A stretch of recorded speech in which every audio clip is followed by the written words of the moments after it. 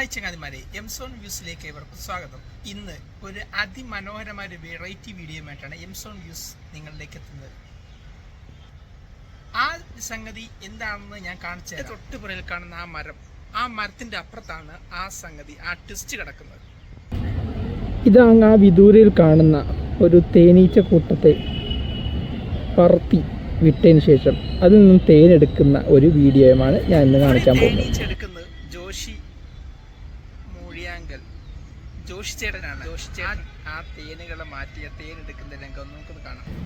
നമ്മൾ ഈ കാണുന്നതാണ് ആ തേനീച്ചക്കൂട്. ആ തേനീച്ചക്കൂട്ടിൽ നിന്ന് തേനീച്ചകളെ മാറ്റിയിട്ട് തേനെടുക്കുന്ന രീതിയാണ് ഇപ്പൊ കാണുന്നത്.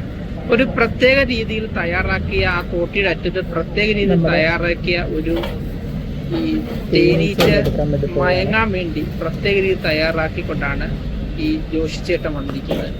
ദാരിൽ കത്തിക്കുമ്പോൾ പുക വന്ന് ആ ഈച്ചകളൊക്കെ തേനീച്ച കൂട്ടങ്ങൾ മയങ്ങി മാറുന്ന രീതിയാണ് നമ്മൾ ആ ഇങ്ങനെ കാണുന്നത്. അതൊന്നും നോക്കാം.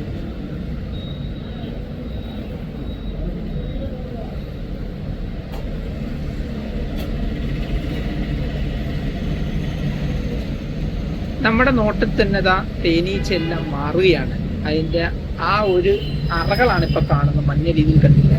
ആ പുക വന്ന മൂലം തേനീച്ചകൾ അങ്ങോട്ടും ഇങ്ങോട്ടും പോവുകയാണ്. ഇത് സാധാ തേനീച്ചയല്ല, ചെറിയൊരു ഗൗരവം കൂടിയതാണ്. ഞാൻ പിന്നെ തേനീച്ചെന്ന് പറയുന്നത് മാത്രമേ ഉള്ളൂ.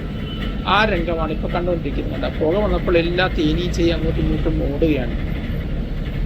പുള്ളി പറഞ്ഞത് കഴിഞ്ഞ ആഴ്ചയിൽ എടുക്കേണ്ടതായിരുന്നു, കാരണം കുറച്ചധികം തേനീച്ച തന്നെ തേൻ പിടിച്ചു തീർന്നിരിക്കുകയാണ്. എങ്കിൽ നമുക്ക് ആ ഒരു രംഗം കാണാം.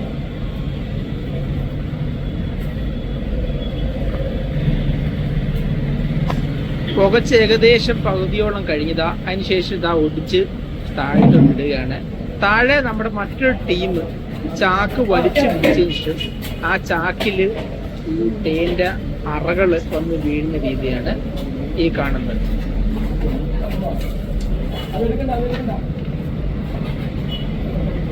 പുള്ളി പറഞ്ഞു വെച്ച് നോക്കുമ്പോൾ ഒരിക്കലും നമ്മളെ തേനീച്ച ഉപദ്രവിക്കില്ല. അങ്ങോട്ട് പോയി ഉപദ്രവിച്ചാൽ മാത്രമേ തിരിച്ചു ഉപദ്രവിക്കുള്ളൂ. അത് ശരിയാ. അതും ലാസ്റ്റ് ഞാൻ കാണിച്ചു തരാം.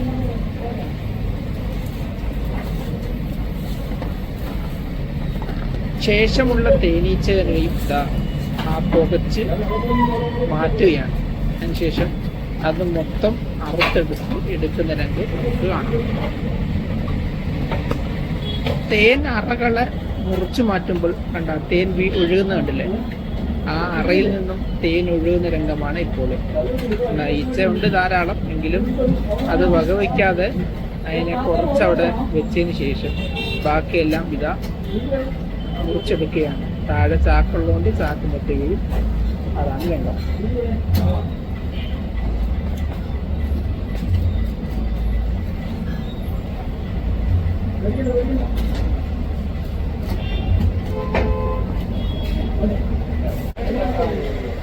അങ്ങനെ താഴെ നിന്ന് തേൻ ശേഖരിക്കുന്ന രംഗമാണ് കാണുന്നത്. ആ ഒരു പാത്രത്തിൽ എത്തിച്ചാണ് ധാരാളം തേനീച്ചകൾ ഓടിച്ചാടി നടക്കുന്നുണ്ട്. ഇനി പ്രത്യേകതയുണ്ട്. ഈ തേനീച്ച കൂട്ടിൽ നിന്ന് അത് മാറ്റിയാൽ തൊട്ടപ്പുറത്ത് മറ്റ് ഇലകളിലോ മറ്റ് മരങ്ങളിലും ഈ തേനീച്ച കൂട്ടമായിരിക്കുന്ന രംഗം കാണാം.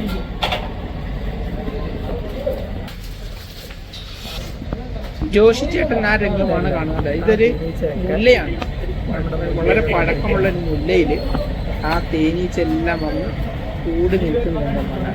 അങ്ങനെ ആ തേനീച്ചനെ ജോഷി ചേട്ടൻ കയ്യിൽ പിടിച്ചുകൊണ്ട് അവനെ ഉപദ്രവിച്ചില്ലെങ്കിൽ തിരിച്ചു ഉപദ്രവിക്കുക. ഉപദ്രവിച്ചാൽ മാത്രമാണ് തിരിച്ചു കൊത്തുകയുള്ളൂ. ആ തേനീച്ച കൂട്ടത്തിന് എടുത്തുകൊണ്ട് താഴത്തോട്ട് വരികയാണ്. ഇതിപ്പോ ഏകദേശം ഒരു 2 നില പൊക്കത്തിലാണ് ഈ സംഭവം. ഇത് ആ ഏണി വഴി താഴത്തോട്ട് ഇറങ്ങി വരികയാണ് ജോയിച്ചേട്ടൻ. അതിനുശേഷം ആ തേനീച്ചകളെ നമ്മുടെ കയ്യിൽ തരുന്ന രംഗവും കാണാം. വലത് കയ്യില് തേനീച്ചയുമായിട്ടാണ് ജോയിച്ചേട്ടൻ വരുന്നത്. ഞങ്ങളുടെ കയ്യിൽ തന്നിരിക്കുന്നത് കടിക്കുകയല്ല, നമ്മൾ ഉപദ്രവിക്കാവുന്ന ആ രംഗമാണ് ഇത്.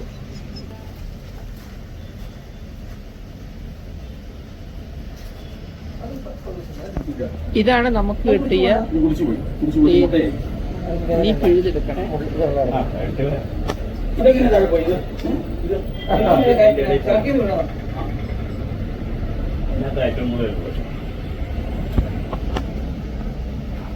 തൂക്കരെന്ന് പറയും. പലരും തൂക്കുമ്പോ ഇങ്ങനെ ഇവിടെ കൊണ്ടാ കുത്തുന്ന ഈ താഴെ ഭാഗം ഇങ്ങനെ ആകല്ലേ, തൂക്കുമ്പോ ഇങ്ങനെ ആകല്ലേ നമ്മൾ തൂക്കുമ്പോ, അപ്പൊ അതിന് കുത്താനുള്ള ഇരുന്ന് വരും.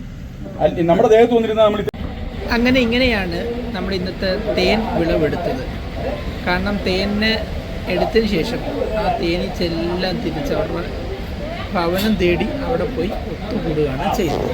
അങ്ങനെ ഇന്നത്തെ വീഡിയോ ഇവിടെ അവസാനിക്കുകയാണ്. ഇനി അടുത്ത വീഡിയോ വരുന്നത് ചെറിയ ബ്രേക്ക്. Okay, thank you.